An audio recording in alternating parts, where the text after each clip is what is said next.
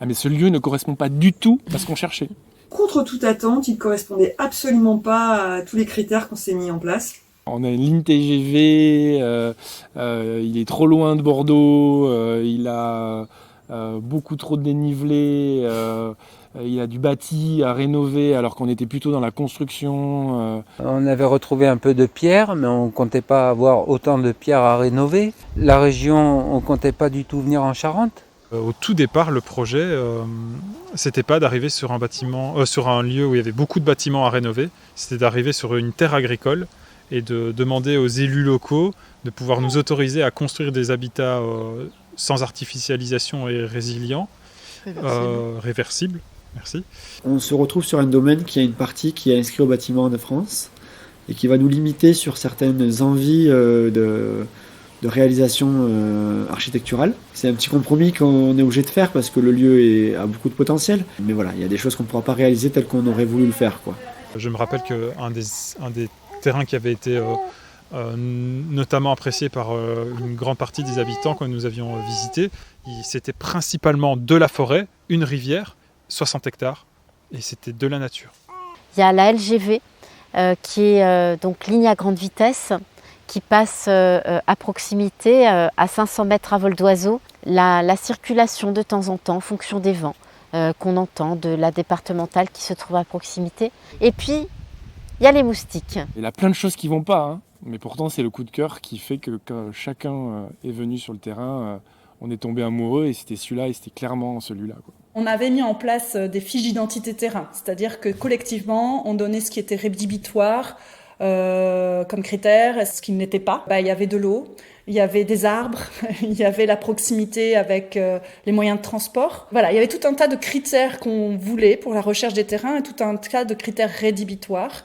Et il remplissait tous les critères, hormis la distance avec Bordeaux, puisqu'initialement, le projet était d'être à 1 heure maximum en transport de Bordeaux. Ça, il ne le remplissait pas puisqu'on est à 1h45, 2 heures. Bien que nous ayons fait une fiche d'identité terrain qui est vraiment inventoriée, tout ce que nous voulions trouver sur ce terrain pour tous les habitants.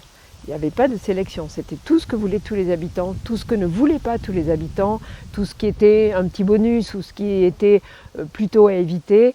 Quand nous sommes arrivés ici, il y avait des choses qui rentraient vraiment dans ces critères, d'autres pas du tout, et certains vraiment pas du tout. Notamment, on ne souhaitait pas avoir de bâti à restaurer. On a juste, en comptant les fours à chaud, 5000 m² de bâti à restaurer, et vraiment restaurer. Mais quand on est arrivé ici, pour tout le monde, ça a dit un oui unanime. Je crois qu'il fallait avoir préparé ça sur toutes ces expériences où on n'a pas pu se projeter pour savoir que là, on pouvait se projeter. Quand on a rejoint le projet, en fait, il y avait déjà un gros travail de dossier qui a été préparé par rapport au précédent lieu, qui partait d'un terrain quasiment vierge où il y avait tout à faire. Il y avait 3 bâtiments simplement en plein milieu. La différence avec celui-ci, c'est qu'il y a déjà beaucoup plus de bâtiments. Ça nous a permis d'être logés beaucoup plus facilement, directement les uns les autres. Et nous qui venions de loin, ça a été un gros plus parce que tel qu'on s'était imaginé à la base, on se voyait faire des navettes 2 heures de route, rester quelques jours, rentrer chez nous et ainsi de suite pendant un premier temps.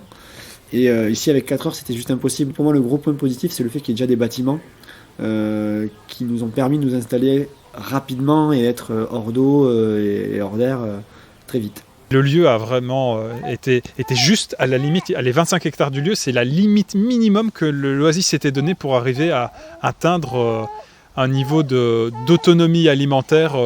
On avait fait plus ou moins des évaluations sur des projets qui étaient déjà existants et on s'était dit, mais pour un projet où il y aurait 50 personnes à vivre, 25 hectares, c'est le minimum du minimum pour pouvoir subvenir, atteindre le plus haut taux d'autonomie alimentaire possible.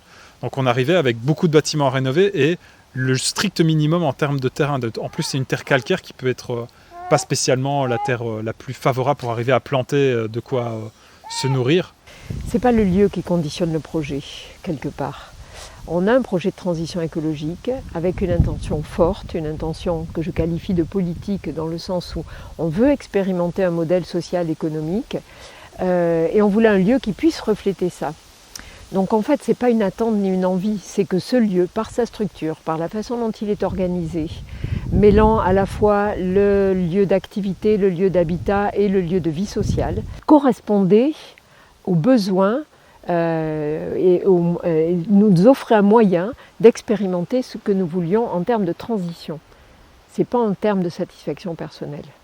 Le collectif, quand il a vu le terrain, il est venu et on s'est dit mais il y a quelque chose, allez, on y va. On y va, même si ça peut prendre, même si au départ le projet devait pouvoir s'implanter en 3 ans et avec 1 500 000 €, on s'est rendu compte, ah merde, pour arriver à atteindre ce qu'on veut, on va devoir mettre 4 millions d'euros de capital et ça va nous prendre 10 ans. Nous nous sommes pris un temps et nous avons décidé collectivement que chacun, individuellement, qu'on était prêt à y aller. On aura un peu moins de constructions à réaliser. On est 20 foyers, on va certainement réaliser que 15 constructions, ce qui va permettre de relibérer des parties de bâtiments, notamment pour la partie écotourisme, parce qu'il y avait des bâtiments qui avaient déjà été modifiés à destination de gîtes. Donc on va pouvoir récupérer ces lieux-là pour accueillir les gens qui veulent passer un peu de temps avec nous et découvrir comment on vit. Et certains sont tombés amoureux de certaines maisons, logements ou d'être dans la pierre, chose qu'ils n'avaient pas imaginé à la base.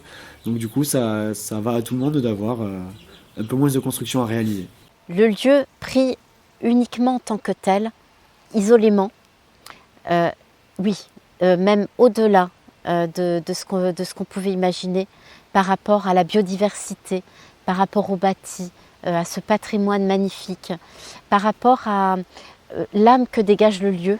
Ensuite, le lieu connecté au territoire, carrément génial. On sentait que le territoire attendait véritablement qu'une solution soit trouvée pour reprendre ce lieu, pour le faire vivre. Et on a été vraiment accueillis à bras ouverts, mais au-delà de toutes les espérances par rapport à la rénovation de ce lieu.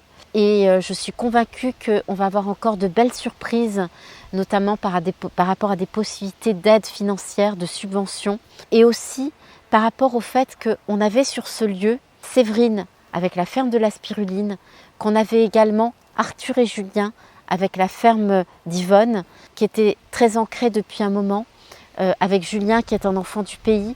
Et en fait, ça nous a aidés.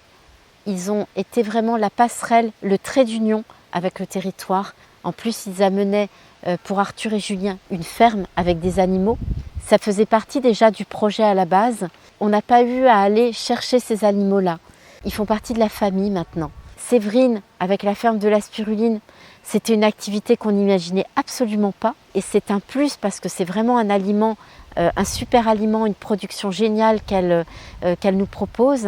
Et il se trouve qu'elle a demandé à démarrer le processus d'intégration. Elle va devenir habitante aussi de l'Oasis. Ça m'amuse encore aujourd'hui, mais il y a 1 an, avec ma compagne, on s'est mariés sur le lieu. Et au cours de notre mariage, j'ai fait rire tout le monde parce que j'avais dit 3 choses dans ma vie: que j'habiterais jamais en Charente, que je me marierais jamais et que j'aurais jamais d'enfants. Je me suis retrouvé à vivre en Charente, je me suis marié en Charente et j'ai adopté le fils de ma compagne.